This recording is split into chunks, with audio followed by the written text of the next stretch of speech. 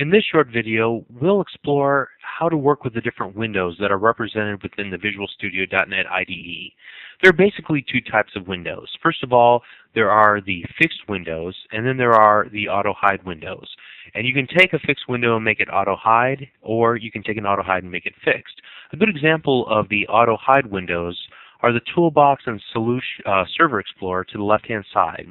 As I put my cursor over the toolbox icon on the left-hand side, you'll notice how it juts out to the right, and it allows me to interact with it. I can select different items on there, and there's really nothing there at the moment, but you get the idea. A good example, however, of the fixed windows are to the right-hand side, the Solution Explorer and the Properties window down to the bottom. By default, these windows appear in these positions. The Solution Explorer is fixed. In other words, no matter how many times I move my mouse cursor, it's not going to move out to the left or the right. However, it's pretty easy to change the status of these windows. For example, if I wanted to take the toolbox and make it permanently jutted out to the right-hand side, I can select the Auto Hide pin and push the pin down. And by doing so, it's going to pretty much change how the real estate is allocated within Visual Studio.NET. And as you can see now, this becomes a permanent window, and it is accommodated by the main area moving over to that distance. And I can do everything with this window now. I can resize it, or whatever the case might be. What I've done now is I've moved the viewing focus down to the lower portion of Visual Studio.NET. You can see now that we've made the toolbox into a fixed window, near the bottom of the window you can see that there are little tabs, and these tabs represent the different windows that have an affinity for that space.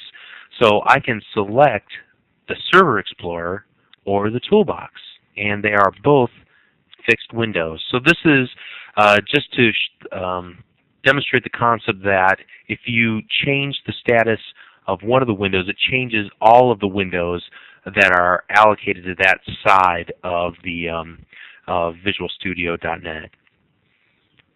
Continuing on, I've now shifted the focus back up to the upper left-hand corner of Visual Studio.NET. What I want to show now is that I am going to select the Auto Hide pin and basically unpin it.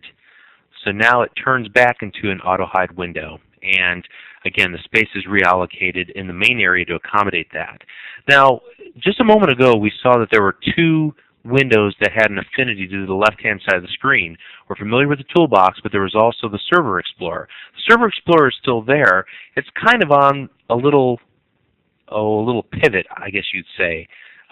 You can select the toolbox, and merely by running your cursor up towards the next icon, you can see the Server Explorer. And there might be, a dozen windows that represent this left-hand side of the window. To select which window you want to see, you can also just right-click this gray area here and select the one that you want to look at. I can select the Server Explorer, I can right-click and select the toolbox. So again, if there's like a dozen windows that you have here on the left-hand side, you can get to one very quickly in that way.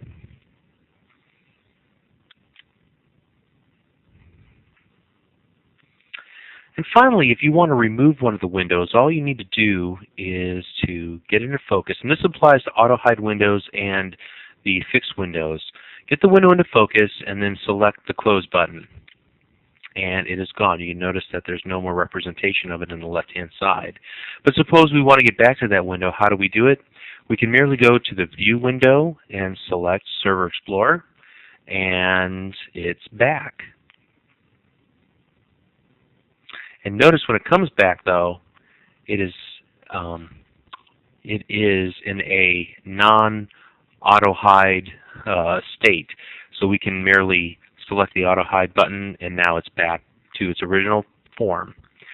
So that concludes this lesson of working with Windows, lesson 1003, and we hope you enjoyed this video.